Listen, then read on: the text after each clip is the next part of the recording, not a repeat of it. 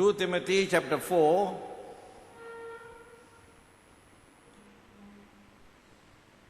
நல்ல போராட்டத்தை போராடினேன், ஓட்டத்தை முடித்தேன், விசுவாசத்தை காத்துக்கொண்டேன்.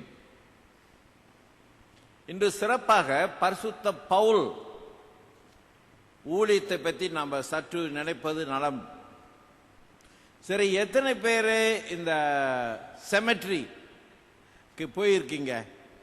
போய் அப்படியே அப்படி நடந்து பார்த்துருக்கீங்க? How many of you been to cemetery? சிலருக்கு இந்த இடுகாடு சுடுகாடுன்னு சொன்னால ஒரு வயிற்றோட்டமாக இருக்கும், வெரி அலர்ஜிக். நான் இருந்த ஊரில் அங்கே சுடுகாடுன்னு சொல்லுவாங்க, அல்லது இடுகாடுன்னு சொல்லுவாங்க. அங்கே நான் பைசிக்கல் ஓட்டும் போது தான் என்னோட பைசிக்கல் 50 மைல் ஸ்பீடில் போகும். ஏன்னா அவ்வளோ பயம்.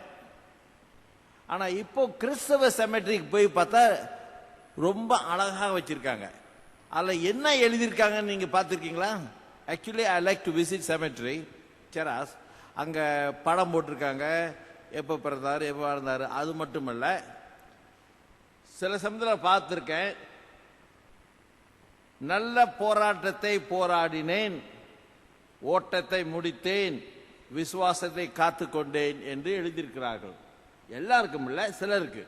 ஐம் ஷுர் அநேகர் பெரிய போராட்டத்தை போராடி இருக்கலாம், ஓட்டத்தை முடித்திருக்கலாம்.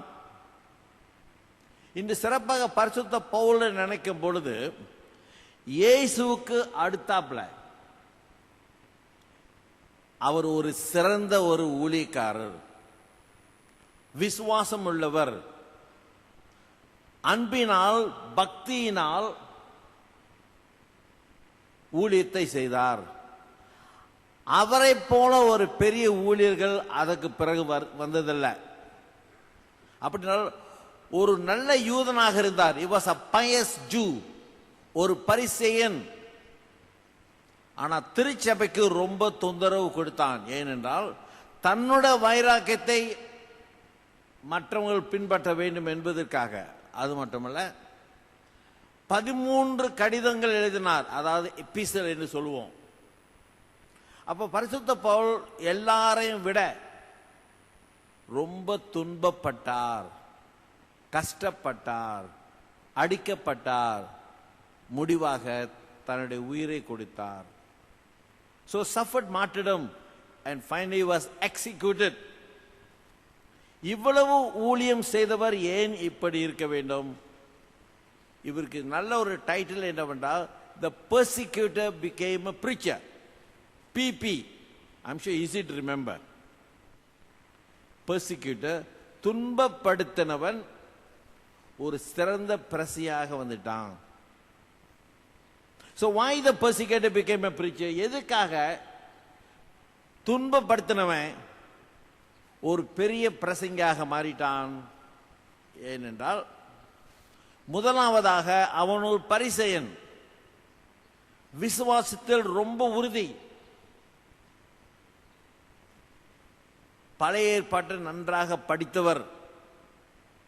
அது மட்டுமில்லாமல் கெமேலியல் என்னும் ஒரு ப்ரொஃபஸர் அவருக்கு கீழே வேலை செய்தார், படித்தார். அப்போ ரொம்ப ஆர்வத்துடன் எங்க போனாலும் பிரசங்கம் பண்ணுவார். எல்லாரும் அறியத்தக்க நம்பத்தக்க யூத மார்க்கத்தை தெரியப்படுத்தினார். யாராரு கிறிஸ்தவர்களாக இருக்கிறார்களோ அவர்களெல்லாம் துன்பப்படுத்தினார். உதாரணமாக ஸ்தேவான் கல்லெறிந்து சாகும் பொழுது அவங்க துணியெல்லாம் பார்த்துக்கிட்டு இவர் தான். He was taking care of all the clothes when Stephen was stoned to death. அப்ப பாருங்க எவ்வளோ ஊக்கமா இருந்திருப்பாரு. அப்படியாப்பட்டவர் எப்படி மாறினார்? அப்ப சில சமயத்தில் வேற மார்க்கத்திலிருந்து வைராக்கியமா வராங்க, சில சமயத்தில் நெருப்பா வருவாங்க, ஆனா சில சமயம் அமைஞ்சு போயிருவாங்க கோயில் வந்தா. ஏன்னு தெரியல. when they come with fire, சில சமயத்தில் அப்படியே காணாம போயிடுறாங்க. என்ன காரணம்? But he was very fiery, நெருப்பா இருந்தார். கிறிஸ்தவர்களை துன்பப்படுத்தினார். எருசலேமில் மட்டுமல்ல, டெமஸ்கஸ் பட்டணத்துக்கு போறார். about 300 miles away from Jerusalem.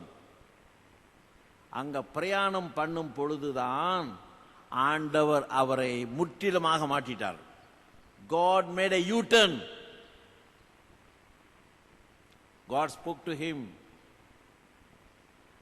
அது மட்டுமல்ல, he commissioned him. பேசினார், அவரை ஊழியத்துக்கு அர்ப்பணித்தார். பரிசுத்த பவுல் அன்று முதல் ஒரு விசுவாசம் நிறைந்தவராக இருந்தார். பாருங்க, அவர் டெமஸ்குக்கு போனார். அநேக கிறிஸ்தவர்களை கைது பண்ண. ஆனா அங்க போயிட்டு இயேசு தான் மரித்தார் உயிர்த்தெழுந்தார் பிரசங்கம் பண்றார். அப்ப யூதர்களுக்கெல்லாம் ஒரு சந்தேகம், என்னடாது இவன் டபுள் ஏஜனோ, அங்க இருக்கும்போது வேற மாதிரி இருக்கான், இங்க இருக்கும்போது வேற மாதிரி இருக்கான். No, God changed him. Very good. கடவுள் மாற்றினார். நம்ம ஜெபம் பண்ணணும் பாருங்க. உண்மை வேதாகமம், நம்முடைய விசுவாசம், பாடல் இதெல்லாம் உதவியாக தான் இருக்கும். But let God confront them. கடவுள் அவர்களை முற்றிலுமாக மாற்றட்டும். God changed him. So அவர் வைராக்கியத்துடன் பர்னபாஸோட சேர்ந்து ஃபர்ஸ்ட் மிஷனரி ஊழியத்தை ஆரம்பித்தார். பாருங்க, அநேகர் கோயில பலகாலமா நம்ம இருக்கிறோம். வெரி குட், திரமகாசி. ஆனா கோயிலே இருந்திருக்கூடாது. இப்ப என்ன காராக்கள் என்னமோ வேலை செய்துட்டு இருக்காங்க. அப்படியே போனா பாங்கன்னு கூட போயிட்டு வந்துடலாம். We may have to go beyond our church. அதுக்குன்னு கோயிலை விட்டு இன்னொரு கோயிலுக்கு போகாதீங்க. இக்கடை கூக்கு அப்படின்னா இங்கே இருங்கன்னு அர்த்தம் தெலுங்குல. அப்படின்னா ஆண்டவர் செய்த ஊழியத்தை நம்ம மற்றவங்களுக்கு சொல்லணும். அது கொஞ்சம் பிரயாசம் எடுக்கணும். If every friend, every person make an effort, I'm sure. ஏன்னா அநேகர் பாருங்க இயேசு தெரியாம இருக்காங்க. அப்போ இவர் பாருங்க, பரிசுத்த Paul, he raised many leaders. Timothy, Silas, John Mark, Luke என்பவர்களை உயர்த்தினார். அப்ப நம்ம பாருங்க, நம்முடைய வாழ்க்கையில ஒவ்வொரு குடும்பமும் we must raise at least one person. 10 பேர் கொண்டாட தேவையில்லை, அட்லீஸ்ட் ஒன். ஒருவருக்காக ஜெபம் பண்ணுங்க, ஒருவர் கொண்டு வர பிரயாசப்படுங்க. He finally reached Rome. பாருங்க, இயேசு பெத்லெஹேமில் பிறந்தார், நாசரத்தில் வளர்ந்தார், எருசலேமில் அவரை சிலுவையில் அறைந்தார்கள். But that's not the end. சுவிசேஷம் பரப்ப பரிசுத்த பவுலும் மற்றவர்களும் உழைத்தார்கள். Finally it reached the headquarters of the Roman Empire. அதான் ரோம். ரோமிங் ஜலஞ்சலம் இல்ல, the capital city of the Roman Empire. அப்ப பாருங்க, பெத்லெஹேமில் விதைக்கப்பட்ட விதை, அந்த விதை எங்க போய் சேர்ந்தது? ரோம். அதுக்கு பற்பல மனிதர்கள் ஊக்கமாக இருந்தார்கள். So we have to go beyond. தேவை ஏற்பட்டா புத்தராஜாவுக்கு போக வேண்டியதான் நம்ம. ஆனா அங்க போய் ஆன்வர்ட் கிறிஸ்டியன் சோல்ஜர்ஸ் பாடாதீங்க, உள்ள போயிருவோம்.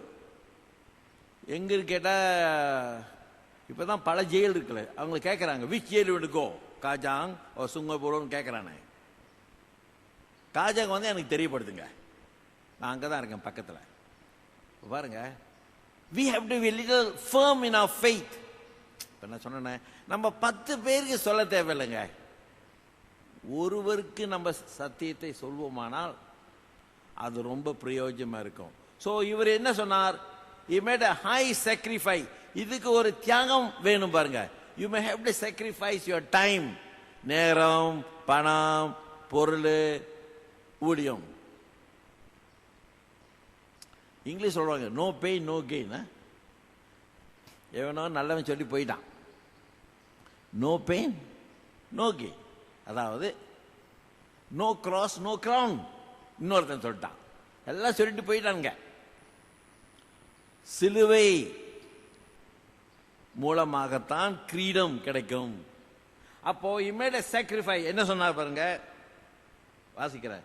நல்ல போராட்டத்தை போராடினேன். அதான் சொன்னேன், நீ கலர் போய் பாருங்க, செராஸ்ல அழகா எழுதியிருக்காங்க. யாரு போராடினாங்க எனக்கு கேட்காதீங்க, I don't know. But I like to read because history பாருங்க. I am student of history. இதெல்லாம் படிப்பேன். எப்போ பிறந்தாரு, என்ன எழுதியிருக்காரு, நல்ல நல்ல வார்த்தைகள் இருக்காங்க, அழகா எழுதியிருக்காங்க. I finish a race. ஓட்டத்தை முடித்தேன். Simpson, I you sportsman? இல்ல. ஓ, நான் sportsman, but always game last. அது என்னமே தெரியல. சிறு வயசு முதல் நான் முன்னுக்கு வந்ததே கிடையாது, எப்போதும் கடைசியில் தான். ஆனா கடைசியில் வந்து ரொம்ப சந்தோஷங்கிற எல்லாம் கை தட்டுவானுங்க, வெரி ஹாப்பி. வேணும்னு கை தட்டுறாங்க கேலி பண்றதுக்கு. But I don't care, I finish the race. அது நல்லது பாருங்க. ரொம்ப பேரும் ஊக்கமா வருவாங்க ஏசு கிறிஸ்து ஏற்றுக்கொண்டு, ரொம்ப நெருப்பா இருப்பாங்க ஆரம்பத்தில். இங்கிலீஷ் சொல்லுவாங்க நியூ ப்ரூம், ஆனா போக போக அது ப்ரூமே இருக்காது. We must help them, encourage them. I kept the faith. அந்த விசுவாசத்தை விட்டுறக்கூடாது பாருங்க. வேதத்தை வாசிக்கணும், ஜெபம் பண்ணணும், ஆராதிக்கணும், ஊழியத்தில் ஈடுபடணும். Gave his life as sacrifice, as an offering. தன்னுடைய வாழ்க்கை பாருங்க தியாகமாக கொடுத்தார். என்னோட ஊழியத்தில் பாருங்க சில சமயத்தில் ரொம்ப கவலையா இருப்பேன். என்னடா அது இவ்வளவு செய்யறமே, இவ்வளவு தொந்தரவு கொடுக்குறாங்களே, மிஸ்டர் ஏ மிஸ்டர் பி ரொம்ப மோசமா இருக்காங்களே. கோசம் 7 எல்லா கோயில் இருக்கானுங்க, கோசம் 7. ஆனா அந்த பரிசுத்த பவுல் கதையை படிக்கும் பொழுது, this nothing my problem, he suffered much more than anybody else, our problem is nothing. உண்மை. சில சமயத்தில் நம்ம கேலி பண்ணலாம், செய்யலாம். But actually Paul suffered more than anybody else. அப்ப பாருங்க ஊழியத்துல பல பிரச்சனை வரும். Don't worry. ஏதாவது gossip பண்ணுவானுங்க, டோன்ட் வரி. ஏதாவது SMS அனுப்புவாங்க, இக்னோர் த SMS படிக்கிறதே கிடையாது. So brother Annamala, don't send SMS because I don't read SMS, only direct call. So don't worry, God will take care. Very few suffered like Paul. Actually உண்மையிலே பாருங்க, ஒரு சிலர் தான் கஷ்டப்பட்டிருக்காங்க இயேசு போல. சோ பரிசுத்த பவுலுக்கு இன்னொரு பேர் sinner became a saint. ஆரம்பத்தில் பிபி சொன்னல, persecutor became a சிம்சன். சொல்லுங்க பாப்போம். Pass exam. அடுத்தாப்புல sinner became a saint. SS. இப்ப யாரை கேட்கறது? அண்ணாமலை சொல்லுங்க. sinner படுபாவி, சாதாரண பாவி இல்ல, படுபாவி. Become a saint. We are all sinners, but God can raise us. Don't worry. சில சமயத்துல இந்த குறை அந்த குறை இருக்கட்டும், God will take care. இந்த குறையெல்லாம் பார்த்த முடியாது, He will take care. So Paul is challenging us to be faithful Christian both at home and in the society. பாருங்க, கோயில்ல பாடலாம் தந்தானை துதிப்போம், ஆனா வெளியே போய் உதைப்போம்னு சொல்லுவான். கோயில தான் துதிப்போம்னு பேசுவான், வெளியே போய் அவனை உதைப்போம்னு சொல்லுவான். Never mind, he is human. Like Paul, we are called to be Christ missionary disciple. பாருங்க, பரிசுத்த ஜேம்ஸ் ஆலயம் பற்பல முயற்சி எடுக்கிறோம், பற்பல கோயிலுக்கு உதவி செய்யறோம், பற்பல சுவிச ஊழியம். Very good, please pray.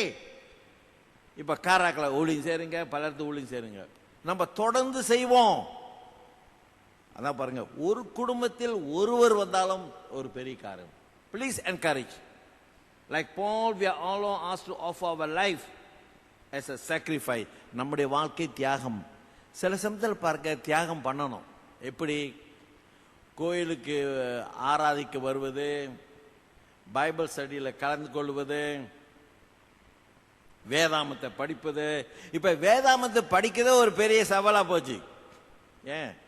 நான் ஒரு ஒரு சர்ச்சுக்கு போயிருந்தேன். பையனை கேட்டேன், தம்பி பைபிள் படிக்கிறியா? இல்லை சார், மாதம் ஒரு முறை படிப்பேன் சார். வெரி குட், உண்மை சொல்லிட்டான். அவன் உத்தமன். சிலவங்க படிக்கிற மாதிரி சொல்லுவானுங்க. So we must encourage, find time. இப்போ பாருங்க, எது கேட்டாலும் நோ டைம் அப்படின்றான். அப்போ எங்க சில நேரம் இருக்கும், yes they are resting in peace. We're no time, actually it's very true, we are so busy, but please find time.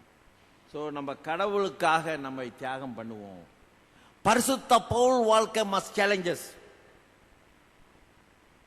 My life, my wife may not be challenging, but Paul's life is very challenging. சில சமயம் நம்மளை கேட்குறாங்களே, how are you brother? நான் என்னத்தை சொல்கிறேன் அவங்ககிட்ட? எப்போதும் போல தான் இருக்கிறேன். அப்படியா? Thanks be to God, God has helped me. Very good. கடவுள் உதவியினால் நான் நன்றாக இருக்கிறேன், through God's help. So I'm sure sometime we go through சங்கீதம், மரண இருளின் பள்ளத்தாக்களே, don't worry, இதெல்லாம் part of life, but God is with us. Jesus said, I will be with you once a month. அப்படி சொன்னாரா? என்ன சொன்னாரு? once a month. நீங்க தலையாட்டுறீங்க அப்படியா? always. யாராவது சொல்ல முடியுங்களா? So why worry? Our God is always with us. பரிசுத்த பவுல் is encouragement. சிலுவை தூக்கிட்டு முன்னுக்கு போறார் பரிசுத்த Pavul. So let us follow. மறுபடியும் சொல்றேன், the persecutor became a preacher. அதாவது துன்பப்படுத்தினவன் பெரிய பிரசங்கி ஆயிட்டான். ரெண்டாவது, the great sinner, பெரிய பாவி பரிசுத்தம் ஆயிட்டான். ஜெபம் பண்ணுவோம். ஆண்டவரே, எங்களை அழைத்ததுக்காக நன்றி, வந்தவர்களுக்காக நன்றி. வைராக்கியத்தோடு, உற்சாகத்தோடு, உழைப்பின் மூலமாக, அன்பின் மூலமாக நாங்கள் சத்தியத்தை பறைசாற்ற வேண்டும். இயேசுவின் நாமத்தினால் ஜெபிக்கிறோம் நல்ல பிதாவே, ஆமென்.